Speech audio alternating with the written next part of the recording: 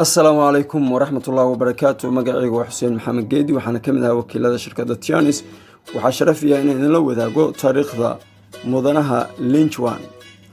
تاريخ ذا كورسة هرمركا مدن لينشوان يتيانس وحقبت كذا وحسيعد لوقت هو يتحنى شكوين استبتشوغا.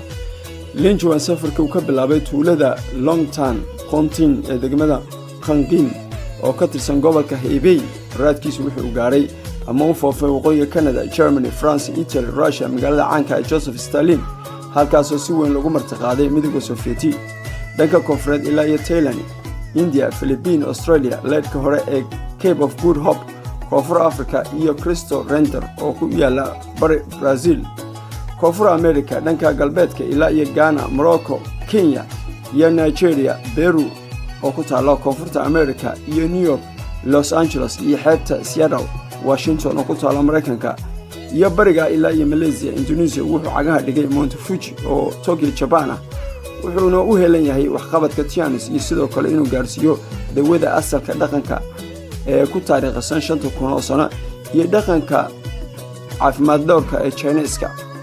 tan iyo dib u habeentii iyo furitaanka waxa uu noqday mid kamid ah ganacsatada Shiinaha ee ku caan baxday geesinimada, hal-abuurnimada iyo astaan lagu soo bandhigo xilliyada adag.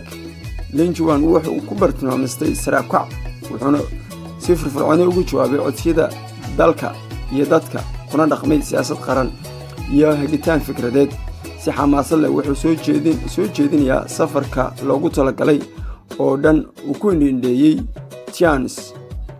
Linjuan waxa uu leeyahay dareen wadaniyadeed iyo mid caalami ah oo xoog leh, wuxuuna kor u qaaday ruuxda hal-abuurnimada, wuxuuna u hoggaansamay mabda'a daacadda ah sharciga ku dhaqanka, wuxuuna u talaabsaday xilli cadceed ah inuu garbaha saarto mas'uuliyadda bulshada, wuxuuna si joogto ah u ballaariyay aragtidiisa daacadnimada.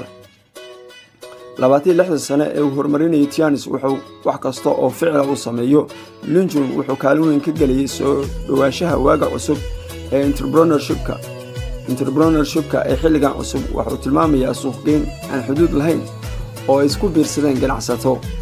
markii aan cagta saaray afafka qalaad markii ugu horeysay, Linjuan wuxuu leeyahay waxaan hogaaminayay xubno Tiananmen si kor loogu qaado qabashada calanka 5 xidigood ee casaanka ah ee China, kaasi oo ka dhex muuqanaya hoolka weyn ee Russia ee barxadda cas ee Moscow, Russia. marar badan ayaa dahay in badan oo liidiidan waxay sii badanaysaa wadanimadeyda, taasina waan ka dhabeeyay. sidoo kale Linjuan wuxuu xambaarsan yahay dareen sare oo himilo iyo dareen adag oo mas'uuliyadeed dalka, dadkiisa iyo ummadda caalamka. wuxuu si dhow ula xiriiray ganacsato, horumarinta iyo barwaaqaynta ummadaha kala duwan, dadkuna way ku farxeen. wuxuuna hore u qaaday tallaabo mas'uuliyadda si uu ula wadaago culaysyada isla markaana loo sharfo oo dalkoo dhan iyo dibadoo dhan looga sharfo. Entrepreneurship-ka waaga cusub wuxuu xoojinayaa hal-abuurnimo, wuxuu dhiirigelinayaa horumarka. sanadkii 1994 markii uu soo saaray tijaabada Wuxuun, badeecadii ugu horeysay ee batentaha lagu iibinayo waa ay ka fashilantay. Linjuan ayaa u fikiray ugu dambeyntii, wuxuuna ogaaday in Tiananmen ay si dhab ah ula qabsan kareen mustaqbalka haddii aanay helin tiknoolajiyad u gaar ah. tan iyo kadib wuxuu ku hogaaminayay qaybaha Tiananmen wadada horumarka cusub, wuxuuna si madax bannaan u soo saaray nafaqo sare oo calcium ah iyo suuqgeyn ku aastaysan. Tiananmen si kulul ayaa loo cambaareeyay ganacsatada Tiananmen dhowr jeer, wuxuuna fursad ka dhaxlay caqabadaha, wuxuuna abuuray hal-abuurnimo geesinimo leh oo ku soo bandhigay fikrado cusub oo ka hadlaya wadista horumarka weyn ee shirkadda ugu sareysa caalamka, isku xir 3 shabakadood iyo isdhexgal 6 shabakadood iyo aragti isweydaarsi cusub. sidaa darteed waxa uu qabsaday fursadaha suuqa marketka, wuxuuna ku caawiyay Tiananmen in dib ugu dhalato dabka sida Phoenix oo kale, wuxuuna ku faaftay joogitaanka Tiananmen in ka badan 190 dal iyo gobolada dhan dacalaha dunida. Entrepreneurship-ka ee waaga cusub ee u dooda samaanta oo si miir leh ugu dhaqma sharciga wuxuu noqday ruux heshiis iyo afgaradka ku wanaagsan, wuxuuna yaboohay caado muhiim ah howlaha dhaqaale ee casriga ah iyo sidoo kale shuruudaha muhiimka ah ee dhaqaalaha kreditka iyo dhaqaalaha sharciga. marxaladaha hore ee bilowga inta u dhaxaysay 1994 ilaa iyo 95 Tiananmen waxa ay la kulantay kuftino bulshana waxaa loo diiday suuqa sida silsiladda ah sababo la xiriira calciumka nafaqada sare, laakiin Linjwan dareenkiisu waxa uu qaatay go'aan xitaa haddii uuna helin amaahda maalgelineed in si adag u fulin doono qandaraaska maadaama ay noqonayso ergey muhiim u ah sumcaddiisa. Tianis ayaa qarka u kortay inay kacdo dhowr jeer oo tirtiranto. Markii Linjwan ma baxsadeen, laakiin wuxuu ku badbaaday daacadnimo, mas'uuliyad iyo inuu yahay ruux ay ka go'an tahay inuu fuliyo.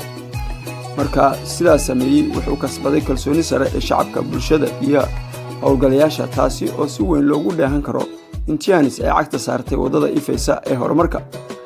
waxa uu sida u sameeyay inay xoojiso marxaladda cusub ee entrepreneurshipka. shirkadani ma noqon kaliya enterprise qaaday kaliya dhaqaale iyo sharci, laakiin shirkadani waxay qaaday mas'uuliyadda bulshada iyo anshaxa. Linjwan waxa uu ka bartay oo saameyn ku yeeshay abaabinta waalidkiisa, qalbiga diiran iyo dhaqanka qoyska ee daacadnimo iyo wanaagga ay ka dhaxleen awoowayaashiis. rabitaan wanaagsan iyo qalbi diiran oo horumarineed ayaa si tartiib u soo ifbaxayay dareenka wanaagsan oo akhlaaqda iyo mas'uuliyadda bulshadeed uu ku horkacayo. wuxuuna yiri mar uun shirkad yari oo shaqaysa waxa kacsado ganacsata, shirkad ballaaranna waxaa sababaya danaynta bulshada ay ku xiran tahay. shirkad weyn oo guulaysta waxaa iska leh dalka oo dhan iyo dadka oo dhan. shakhsiyadiisa iyo Tianis waxa ay ku bixiyeen ku dhowaad RMB 3 bilyan samafalka guud tan iyo markii ay bilaabeen inay macaash sameeyaan. si aad u fiican ayaan u jecelnahay oo aan si fudud u dareenno oo ku wajahan koritaanka iyo dareenka wadannimo iyo midka caalaminimo. wuxuuna leeyahay rajo fog oo aad u qaali ah oo diyaar u ah inuu sameeyo dadaal dheeri oo samafal oo ku qanacsan yahay inuu bixiyo RMB 17 bilyan si loo dhiso jaamacad dhammaystiran oo isku dhafan.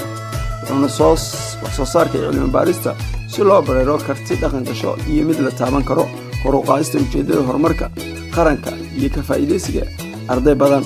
entrepreneurshipka waaga cusub ee leh aragti iyo maskax go'aamiso waxa uu ku dhashay tuulo ku taala waqooyiga Shiinaha Plain. Linjwan waxa uu ku hamiyey ilaa yaraantiisa asigoo adduunyada maanka ku haya, wuxuuna ka tanaasulay nolosha fudud ee raaxada ah mar badan iyo mar labaadna wuxuu soo guuray tuulo yar oo ku guulaysan doono ee loo yaqaan Tianjin. aakhirkiina ayuu ka dhigay goob ganacsi, halyeeyga ganacsiga oo saameyn sumcad caan ah ku leh mid ka mid ah shirkadaha caanka ee gaarka loo leeyahay ee Shiineeska, oo si toos ah ugu tartamay suuqa, gaar ahaan wadamada iyo xayeysiinta Belt Roadka. marka loo eego sharafta Tianis, waxaa dadku jecel yihiin ayaa si weyn looga hadal hayaa. inta badan waa sheekooyin cajiib ah oo Linjwan uu ka hadlayo ganacsigiisa. wuxuu ku soo aruurayaa halkan sheekooyin xiiso leh iyo macno leh oo uu la wadaagayo wakiilada Tianis.